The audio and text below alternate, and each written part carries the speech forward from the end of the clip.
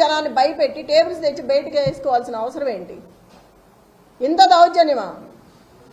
పోలీసులకు కూడా ఉండాలి కదా, మనం ఏం చేస్తున్నాము, ఇది తప్ప ఒప్ప అని తెలియదా? చిన్నపిల్లలేం కాదు కదా. అదేమంటే క్వశ్చన్ చేస్తున్నారు తిరిగి. ఆ క్వశ్చన్ చేసే ముందు మనం ఏం చేస్తున్నామో తెలియాలి కదా. మాట్లాడితే సీఏ అంటారు, ఏదేదో మాట్లాడుతున్నారు, నాన్నే భయపెడుతున్నారు వెళ్తుంటే. అంత 30 మంది 50 మంది 100 మంది పెరుగుతూనే వస్తున్నారు కానీ తగ్గట్లేదు. 2 నిమిషాల్లో వస్తున్నారు. మరి ఎవరు చెప్తున్నారో నాకు తెలియదు.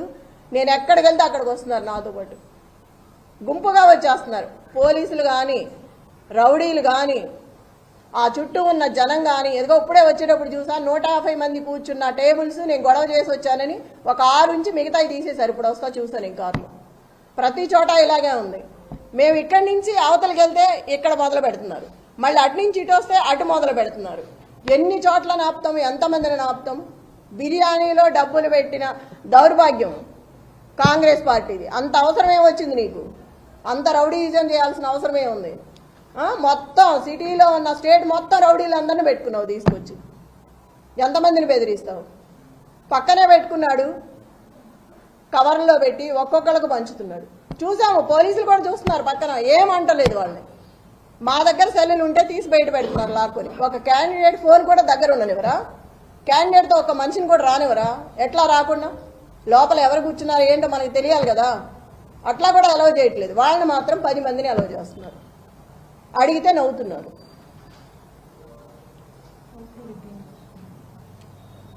రిగ్గింగ్ చేస్తున్నారు. ఇప్పుడు వచ్చే ఆ మహిళను కూడా కరెంటు బిల్లు తీసుకురమ్మని వెనక్కి పంపించారు. ఎంత అన్యాయం! భయపెట్టి.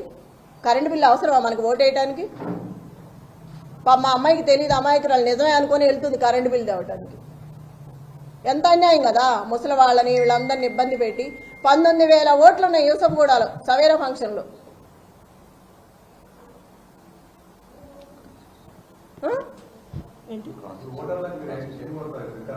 వికలాంగులకి ఎన్ని పెట్టాలి? వీలు చేసి మనం 19,000 మంది అంటే ఎన్ని పెడతాము? 10 బూతులు ఉన్నాయి వికలాంగులకి, 2 ఉన్నాయి అక్కడ. ఆ రెండిట్లో ఎంతమంది అని లోపలికి వస్తారు, ఎంతమందిని అని తీసుకొస్తారు? ఓటింగ్ ఎప్పుడు వేయించుకుంటాము? ఇది ఎంత అన్యాయం చెప్పండి.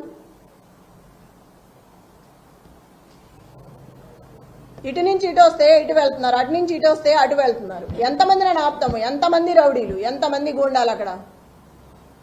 ఫస్ట్ టైం చూస్తున్నాం సిటీలో ఇట్లా. రేపు నుంచి జనాలనే బతకనిస్తారు వీళ్ళు. ఇంత అన్యాయంగా. అధిష్టానం అంతా ఆడవైపే ఉంది, సపోర్ట్ ఉంది, ఎవ్వరూ లేరు. బీఆర్ఎస్ పార్టీ అంటే గొడవే చేస్తున్నారు కానీ ఒక్కళ్ళని కూడా అలౌ చేయట్లేదు. టేబుల్స్ ఇట్లా, కుర్చీలు ఇట్లా.